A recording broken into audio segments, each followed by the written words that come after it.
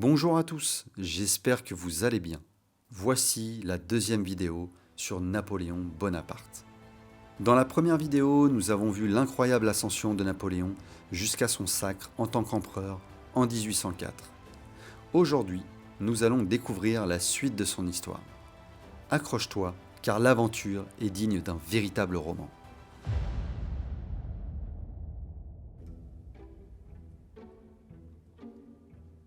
Le 2 décembre 1804, à Notre-Dame de Paris, Napoléon vit le plus grand jour de sa vie. La cathédrale est décorée, remplie de dignitaires, de soldats, d'ambassadeurs étrangers et du pape lui-même, à qui il prend la couronne des mains pour se couronner lui-même.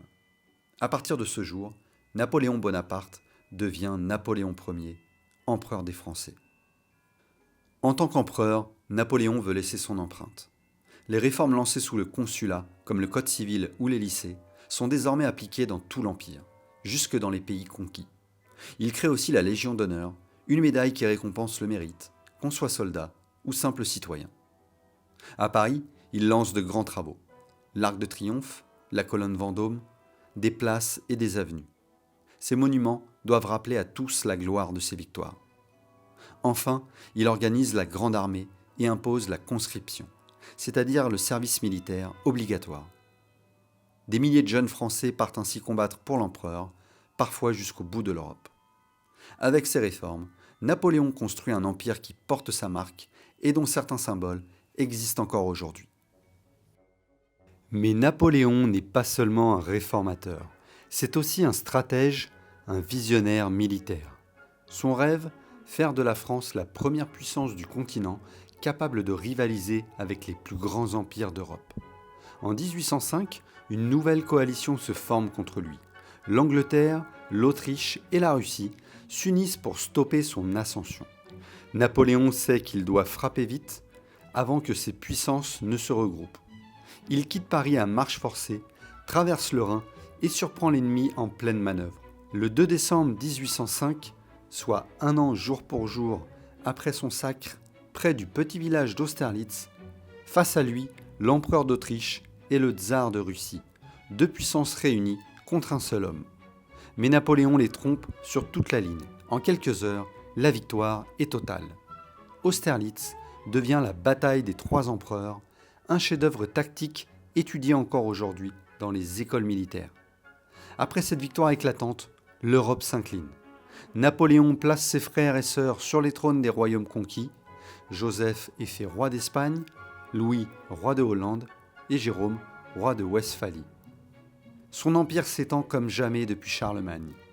Vers 1810, presque tout le continent est sous sa domination. Seule l'Angleterre résiste, protégée par la mer et sa puissante flotte maritime. L'empereur règne sur l'Europe, au sommet de sa gloire. Mais Napoléon, malgré son génie, commet des erreurs. Son ambition est immense, et parfois, elle l'entraîne trop loin. En Espagne, il déclenche une guerre qui se révèle désastreuse.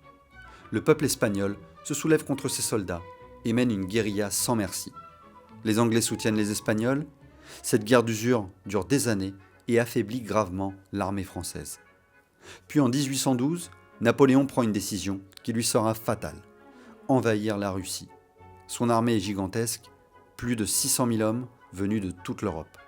Mais les Russes reculent et brûlent tout derrière eux pour empêcher les Français de se nourrir. Quand Napoléon arrive à Moscou, la ville est en flammes et vide. Il est piégé. La faim, le froid et les maladies déciment ses troupes. Ce qui devait être une victoire éclatante devient une catastrophe. Quand il revient en France, il n'a sauvé qu'une poignée de survivants. Cet échec affaiblit définitivement son empire. En 1814, l'empire français vacille. Après des années de guerre, l'Europe entière s'est liguée contre Napoléon. Les défaites s'enchaînent, la Prusse, l'Autriche, la Russie et l'Angleterre unissent leurs forces pour en finir avec lui. Paris est encerclé et finit par tomber. L'empereur isolé est obligé d'abdiquer, c'est-à-dire qu'il doit laisser le pouvoir. On l'envoie en exil sur l'île d'Elbe, au large de l'Italie. Il garde un petit territoire, quelques hommes, mais surtout un rêve qui brûle encore. Moins d'un an plus tard, en 1815, la France est mécontente du nouveau roi Louis XVIII. le pays regrette presque la gloire passée. Napoléon le sait, alors il s'échappe de l'île et débarque à Golfe-Juan, sur la côte française. Seul, sans armée, il marche vers Paris. L'ancien empereur reprend le pouvoir sans verser une seule goutte de sang. C'est le début de la période que l'on appelle les 100 jours, le retour fulgurant d'un homme que tout le monde croyait fini. Mais l'Europe ne lui pardonne pas cette audace. Une nouvelle coalition se forme aussitôt, 7 puissances contre un seul homme. Tous jurent de le renverser une bonne fois pour toutes. Napoléon tente alors le tout pour le tout, frapper vite, avant que ses ennemis ne se rejoignent. Le 18 juin 1815, près du village de Waterloo, en Belgique, il affronte les troupes britanniques du duc de Wellington. Pendant des heures, les vagues d'attaques françaises se heurtent aux lignes anglaises. Napoléon croit encore à la victoire, mais l'arrivée de l'armée prussienne en fin d'après-midi scelle son destin. Pris en tenaille, il doit battre en retraite. Waterloo marque la fin de son règne et la fin d'un empire. Après Waterloo, les Anglais ne veulent plus prendre de risques. Ils envoient Napoléon très loin, sur une petite île perdue au milieu de l'océan Atlantique, l'île de Sainte-Hélène. Là-bas, il vit prisonnier, surveillé jour et nuit. Il passe son temps à écrire ses mémoires, à raconter ses victoires et à expliquer ses choix. Mais il est isolé, loin de tout, dans cet environnement hostile, balayé par les forces naturelles. Sa santé se dégrade peu à peu. Et le 5 mai 1821, Napoléon meurt à seulement 51 ans. Son corps est enterré sur l'île, mais quelques années plus tard, ses cendres auraient été rapatriées en France, aux Invalides, à Paris, où elles reposeraient aujourd'hui. Napoléon est mort, mais son influence ne s'est jamais éteinte. Ses lois, ses réformes et ses institutions façonnent encore la France d'aujourd'hui.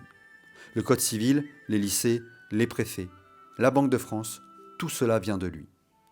Ses batailles, qu'elles soient victorieuses ou perdues, sont étudiées dans le monde entier. Son nom est connu partout, son histoire fascine toujours. Certains le voient comme un génie militaire et un bâtisseur de la France moderne. D'autres le critiquent pour ses guerres et son ambition sans limite. Mais une chose est sûre, Napoléon a marqué l'histoire plus que presque aucun autre homme de son temps. Aujourd'hui, Napoléon reste le personnage historique le plus étudié et le plus écrit dans le monde. Depuis sa mort, il y a plus de 200 ans, plus d'un livre est écrit sur lui chaque jour. Cette fascination vient de son destin exceptionnel. Un jeune Corse, moqué à l'école, devenu empereur de la moitié de l'Europe, avant de finir exilé sur une île perdue. Un destin fait de gloire et de tragédie, qui continue de nous fasciner, plus de 2 siècles plus tard. Merci d'avoir regardé cette série de 2 vidéos sur Napoléon. J'espère qu'elles vous ont plu. Si c'est le cas, n'hésitez pas à liker la vidéo et à vous abonner à la chaîne pour être prévenu des prochaines vidéos.